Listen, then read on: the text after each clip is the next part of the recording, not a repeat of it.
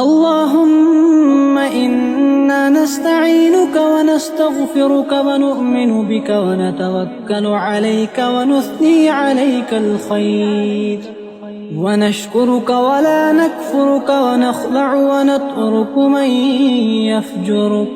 اللهم إياك نعبد ولك نصلي ونسجد وإليك نسعى ونحفد ونرجو رحمتك ونخشى عذابك إن عذابك بالكفار ملحق. اللهم إني ظلمت نفسي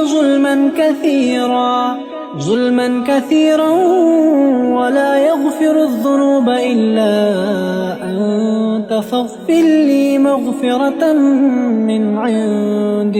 من عندك وارحمني إنك أنت الغفور الرحيم.